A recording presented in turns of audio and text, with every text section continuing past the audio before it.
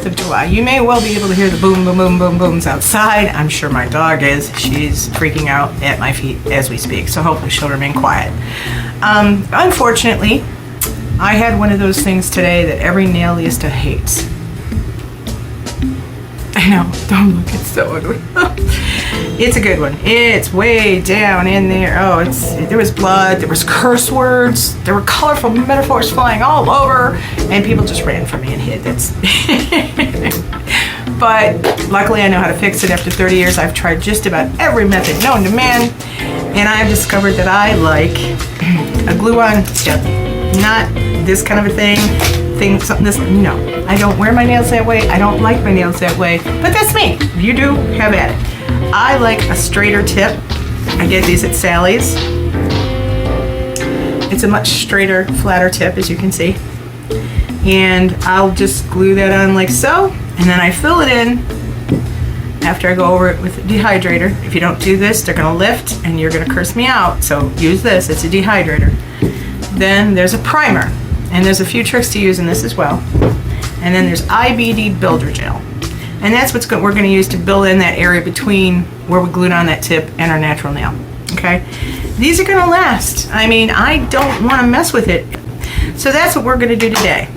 And then I'm going to share with you a nightmare story a friend of mine had recently with fake nails.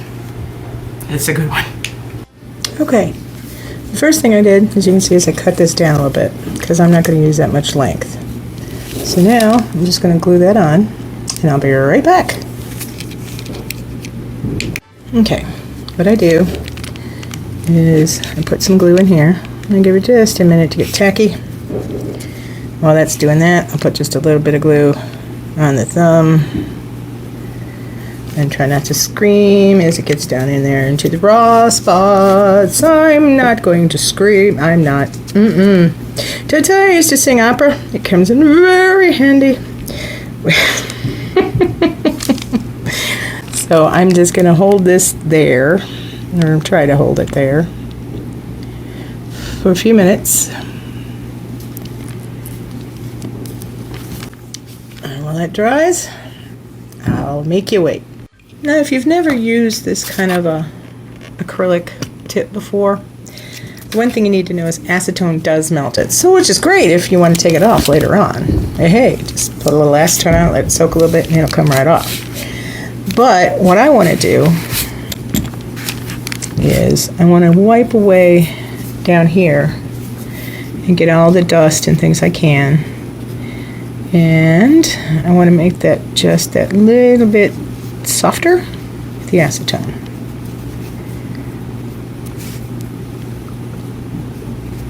Make sure I have a good fit.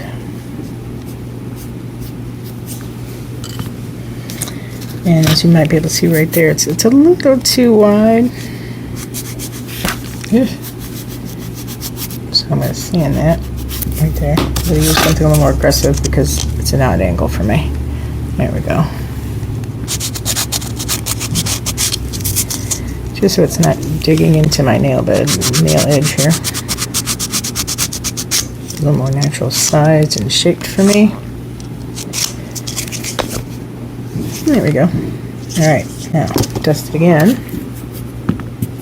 And again, I'm using acetone because those bits right there that I'm getting off, I mean, I have to excuse the blue polish that I still haven't cleaned up.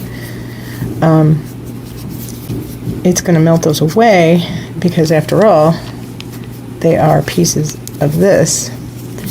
And I have some blue down in there that just does not, you know how those dark colors can be. Might have gotten some fingernail polish on it or glue on it when I was gluing this nail back together before. Because it split here, and then it split it down here, and it split down here, and they just don't quite meet in the middle. I smashed it. Look good. Yes, I did. I was not messing around, folks. Alright. Now, let me see, for the sake of argument. I never find what I want when I want it. You know what I mean? I have 17 of everything I need. They're just not where I want them when I want them. So, there we go. Now just fall over. Who cares? Let me see if I can get down in there and get that out of there. That's gonna matter. I'm probably gonna use a dark color anyway. It's odd that I don't. So, alright, got some of it out. Now, I'm gonna take our dehydrator, and we want to get all the way around where there's natural skin, natural nail bed that this product could come in contact with, because we want this to stick, stick, stick. Okay. Now I'm going to scrape. I don't know how well I'm going to do at keeping this in camera. Can you hear that bum bum bum bum bum bum bum? Yeah, it's ridiculous. My poor dogs. Look, I'm as much for celebrating the 4th as the next guy, but firstly, in Ohio, those kind of things are illegal. And there's a window of time when it's okay and when it's not, you know. I mean, here we are at, what is it, 11 o'clock at night. Turn it off. Don't want to hear it. The dogs don't want to hear it. I don't want to hear it. Alright. There we go. Now, go over it one more time. Make sure we have everything pushed back.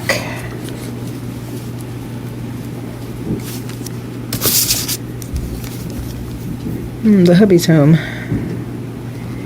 He ran to the corner store to get some pop.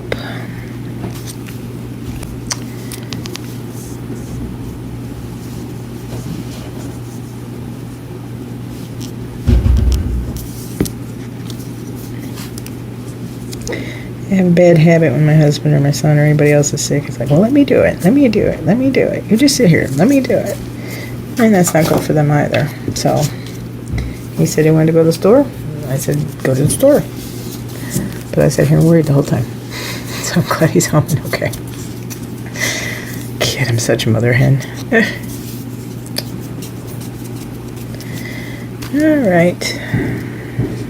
Not too shabby. One more time for good measure. I always do it more than once, no matter what. And I think that might be why I don't have as much lifting as most people, but that's okay. So what I have here is the bonder. It's a UV LED bonder. Now, of course, your first reaction is, oh, let's just brush that on like we would anything else. And yes, that's to a point. That's correct. However, this specifically says that it wants you to give it a texture. Well, I don't know, how are you going to do that? That's a very good question. So what I've discovered is I can either do this and then cook it, cure it, as it were, nuke it, and then sand it with a heavy grit, or if I take a paper towel and just kind of tap it, it gets more of a texture instead of being glossy smooth. I hope you can see that. So now I'm going to cure it and I'll be right on back. Okay. So I'm hoping you can see that this is not super smooth. It has some texture. It has a little bit of a, let's see if I can get to focus. Yeah, that's better. It has a little bit of a grip is what we want. But if you don't feel like it's enough, that's okay, because we're going to do a second coat. So that story I was going to tell you about a friend of mine.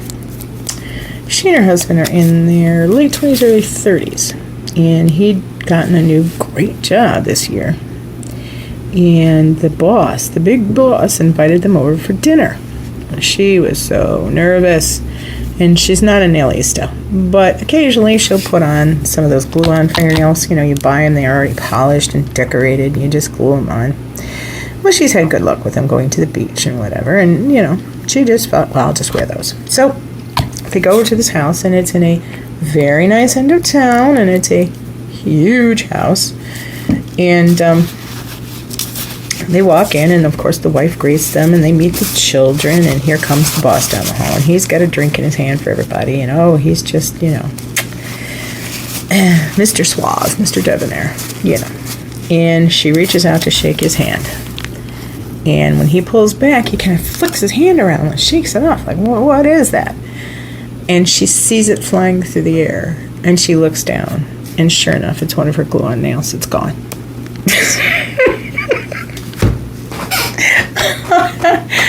I would have died. I would have just crawled away, crawled under a rock, run out to the car. Oh, how awful. Well, thankfully, they have 2 daughters. One is in her teens, I think she said, one's in her 20s. And they both use those kind of nails because they like to be without them because they play sports. So Dad was quite used to it. He just wasn't expecting to find it in the palm of his hand.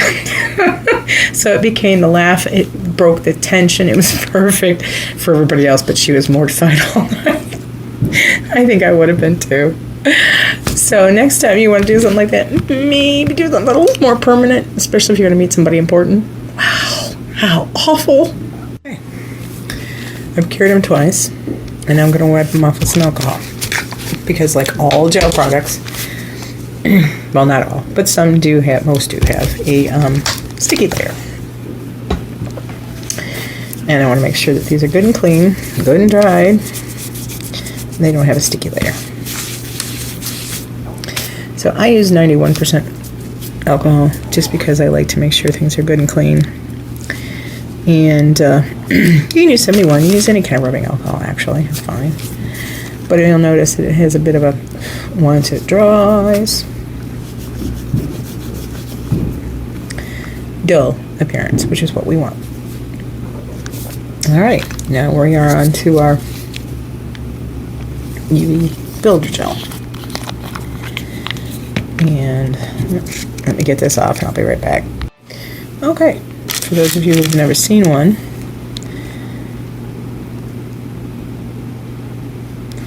it's thick but not too thick. They're self-leveling, as you can see, as it goes back into the jar. It'll take a moment, but it will level. And these do go off in sunlight.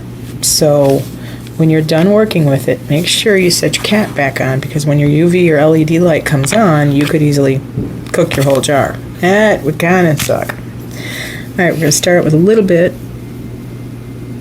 I didn't get enough of a bead, but the idea is we're going to pack it down here near the cuticle and feather it out. Now, most of us who don't use acrylics, who grow our own nails, know that the one thing people will do when you say, oh yeah, these are my nails, is they'll go, oh yeah, look at the tip of your nail. Because if that tip's too thick, they know that's not a real nail. So make sure when you go to set on your gel that you don't put it on real thick at the tip. It doesn't need to be, for one. It ruins the feel of the nail. You're going to be very aware of it all the time. Not something you really want to do. So, as with acrylic, you want to try to get a little bit of a ball of the gel toward the end of your brush. You don't want the whole thing saturated in it, just because it makes it a little more difficult to work with. So try to keep it all down there at the tip if you can. And then just work it in to that base where the fake nail is meeting your natural nail. And then just feather it out.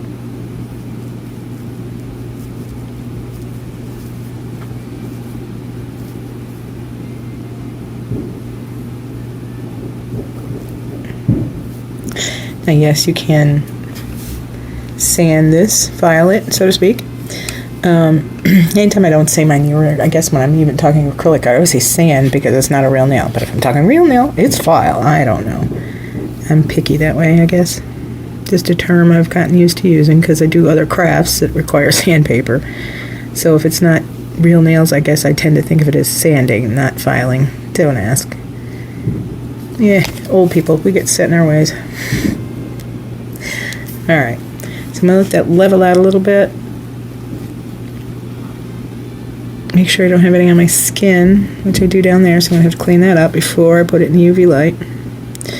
And you can see I've got a little more work to do on the edge there. So my second coat should help that.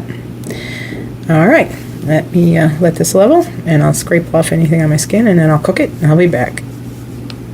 Okay, I've cured it, the first layer. And I'm going to wipe off the sticky layer, and boy is there a sticky layer with this. There's a lot of it. More so than what you probably get with gel polish if you've ever used it. And that's fine. Now some people leave it on. I've tried leaving it on, and I don't think I get it as good as get a lot of lifting. So I tend to wipe it off. Okay. And here's the crazy part that I do that works for me, that may not work for everybody, but it works for me, is I'll go over again with the dehydrator. Don't ask me why. I just get a lot less lifting if I do that. Okay, so I want to let that dry, and it takes about a second, as you probably know if you've ever worked with it.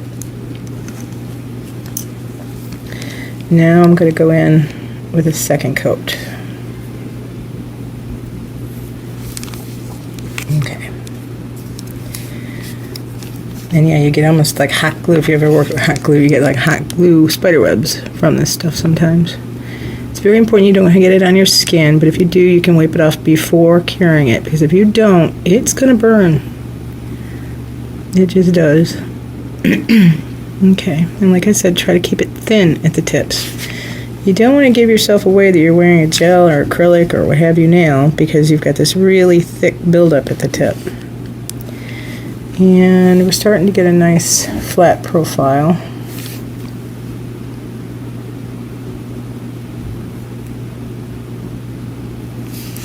Sorry, I keep pulling out a camera frame. I'm so sorry. And